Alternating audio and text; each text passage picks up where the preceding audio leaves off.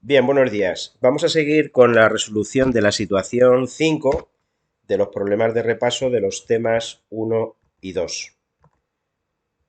Vale. Lo primero es, como siempre, pues entender cuál es el enfoque, cuál es el problema que tenemos que abordar. Es bastante simple. Se parte, como siempre, de un análisis que en concreto es de una encuesta estatal sobre el uso de drogas en las enseñanzas secundarias del 2009. Y lo primero que nos dicen es que se realizó un estudio con estudiantes de 14 a 18 años, observando que el 5,1% de ellos había consumido cocaína alguna vez en la vida y el 2,7% éxtasis, que es lo que aparecería en la primera fila de la tabla recopilatoria aquí de datos que aparece en la parte inferior. Me dice además que en el inicio el consumo de la cocaína y del éxtasis tiene lugar cada vez a edades más tempranas, y esa afirmación se hace con los datos que aquí aparecen del 2004 y del 2008, desglosando también por hombres y por mujeres.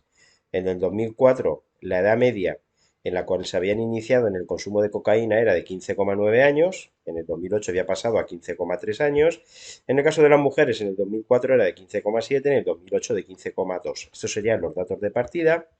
Y sobre estos datos, una persona, un investigador, quiere analizar qué ocurre en su comunidad.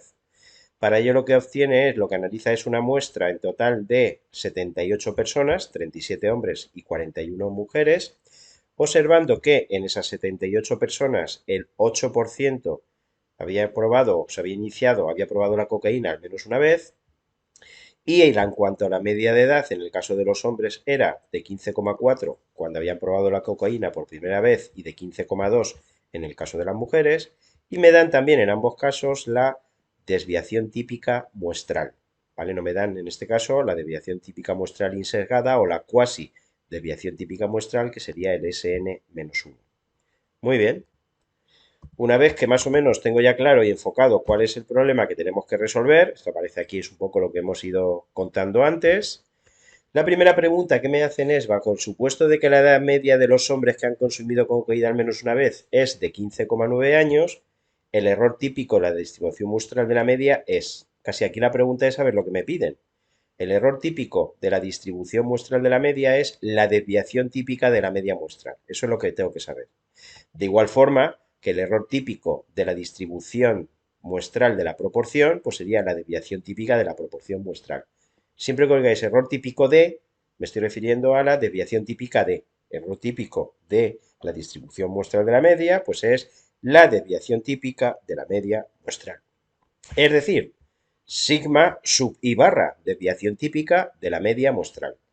La pregunta es, ¿y dónde aparece lo que vale eso? Pues aparece en vuestro formulario en los denominadores en la parte de la izquierda. Si comparáis las dos columnas, izquierda-derecha, en el caso de la media muestral, observaré que sigma y barra vale Sn entre la raíz de n menos 1 en el caso en el cual estoy, en el que no se conoce. No se conoce cuánto vale la varianza poblacional. Esta es la fórmula que tendría que utilizar. También podría utilizar, como podéis ver, Sn-1 entre raíz de n. En este caso me adecuo a lo que me dan, que es Sn. Caso de los hombres, tened cuidado de no confundiros, y si hago las cuentas me quedaría 0.21666, todo periodo ya en el 6, con lo que la respuesta correcta sería la B. Segundo, si la hipótesis del investigador es que la edad media en el consumo de cocaína de los hombres de su municipio ha disminuido respecto a los datos del 2004, ¿cuál es el estadístico del contraste? Bueno, fijaros que aparentemente, o al menos lo que uno observa, es que sí que parece que en su municipio los datos son o han disminuido en relación con los que había en el 2004, son menores, aparentemente. La pregunta es la de siempre. ¿Habrá evidencia estadística para que eso sea cierto o se deberá al azar intrínseco que siempre hay en cualquier muestra? Bueno, desde la perspectiva del investigador siempre tengo que plantear la hipótesis alternativa. Entonces, si él piensa que la media ha disminuido, pues la hipótesis alternativa es que la media será menor. ¿Ha disminuido en relación a qué? Pues a la media de los hombres del 2004. Ha disminuido en relación con 15,9. Pero en este no nos piden, como en otros anteriores que hicimos, cuál era, no sé si la hipótesis nula o la hipótesis alternativa. No me piden ninguna de las dos cosas. Me piden directamente el estadístico del contraste. Para calcular el estadístico del contraste, lo único que tengo que tener claro es que como se desconoce la varianza poblacional, tengo que utilizar una T. Utilizo una T y el valor obtenido es menos 2,31, el que más adecua es la C. Tercera pregunta. Pues en la tercera pregunta me dicen que a partir de los datos obtenidos en la muestra y fijando un nivel de confianza del 95%, ¿cuál debería ser el tamaño de la muestra necesario si yo quiero hacer una estimación de la proporción poblacional que en mi municipio han conseguido cocaína al menos una vez con un error máximo en esa estimación del 2%? Muy bien. ¿Qué nos piden? Pues evidentemente el tamaño de la muestra cuando voy a hacer una inferencia sobre la proporción poblacional, en este caso mediante un intervalo de confianza. Me da igual, yo sé que la fórmula para determinar ese tamaño muestral, la n, es esta que aparece aquí abajo y todos los datos los tengo, ¿no? Lo único que tengo que tener cuidado es de tener claro que la p vale 0,08, ¿eh? El 8% que aparece aquí al final de la tabla era la proporción en su municipio que habían probado cocaína. Por lo tanto, la P valdría 0,08, 1 menos P sería 1 menos 0,08, el Z alfa medio correspondiente a ese nivel del 95% es 1,96, no olvidar que lo tengo que elevar al cuadrado, y en el denominador el error máximo 2%, 0,02 también elevado al cuadrado. Eso da como resultado 706,85, por lo que el tamaño muestral que necesito redondeando sería 707, respuesta correcta. Cuarta pregunta. A partir de los datos obtenidos de la muestra y fijando un nivel de confianza, un nivel de exigencia del 95%, ¿entre qué valores se encontrará la proporción poblacional de jóvenes de su municipio que han consumido cocaína al menos una vez? ¿Qué es lo que nos piden? Pues evidentemente nos piden un intervalo de confianza para la proporción poblacional. Poca complicación tiene. Esta sería la fórmula que tengo que utilizar y todos los valores de los que antes ya hemos hablado. El Z correspondiente al 95% es el 1,96, donde pone P, inicio de cocaína 0,08 y donde pone N, cuidado, me estoy refiriendo a todos los jóvenes, no a los de sexo masculino, a todos los jóvenes. En total son 37 más 41, los 78 que hay en la muestra. Eso da como resultado 0,06, ese sería el ancho del intervalo o el error máximo. Y para construir el intervalo de confianza, a partir del valor de la P, me voy hacia atrás y hacia adelante, sumo y resto el error máximo, dando como resultado 0,14, 0,02. Por lo tanto, el intervalo sería como límites los que aparecen en el B.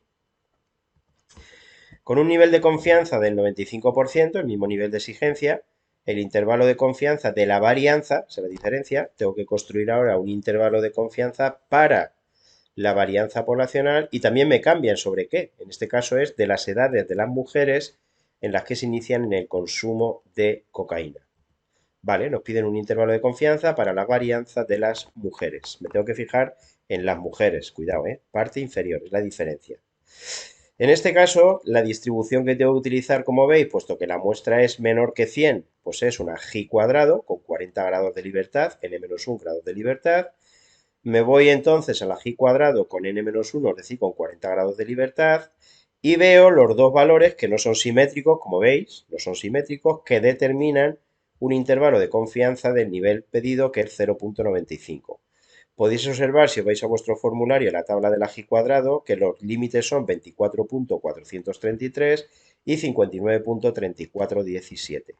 Una vez que tengo esos dos valores, utilizando la fórmula, pues me quedaría que el límite inferior es 0,836 y el límite superior 2,03. Por lo tanto, la varianza poblacional se encuentra entre esos dos valores con ese nivel de confianza. Respuesta correcta, la A. Sexta pregunta. Si deseo contrastar la hipótesis de que la varianza poblacional de la edad de las mujeres de su municipio es mayor que 1, ¿cuál sería el nivel crítico para tomar una decisión respecto de la hipótesis nula? ¿Qué es lo que nos piden? Pues el nivel crítico en un contraste de hipótesis sobre la varianza, como veis, ¿no? Vale. ¿Cuál sería la hipótesis alternativa? ¿Cuál es la hipótesis del investigador? ¿Qué es lo que él quiere determinar? Pues que la varianza es mayor que 1. Pues esa es la hipótesis alternativa. Siempre la hipótesis alternativa es la del investigador. ¿Cuál es la hipótesis nula? La contraria, sigma cuadrado menor o igual que 1. Muy bien. Fijaros que en este caso el estadístico que tengo que utilizar es la G cuadrado con n-1 grado de libertad, que en el caso de las mujeres sería con 40 grados de libertad.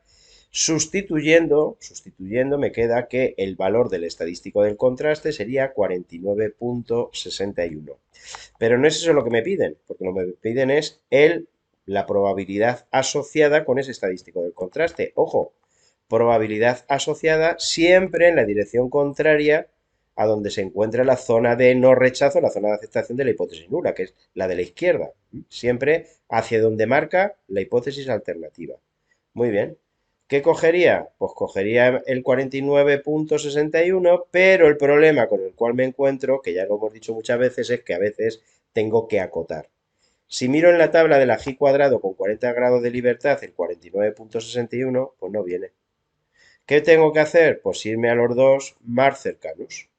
Y en los dos que vienen más cercanos, pues las probabilidades correspondientes son 0,100 y 0,900. ¿Qué puedo yo entonces deducir? Pues que el valor que a mí me piden, el correspondiente a ese 49,61, este de aquí, estaría obviamente entre 0,100 y 0,900. Es lo único que puedo determinar. Hombre, yo determino mirándolo a ojo que va a estar bastante más cerca de 0,100, porque está casi pegadito, que no de 0,900, ¿no? Esto es lo que yo concluyo. ¿Me da esto para poder responder? Pues voy a ver que sí. La A es correcta. ¿Es la P mayor que 0,10? Sí, está entre esos valores. Está entre 100 y 900. Esa sí sería correcta.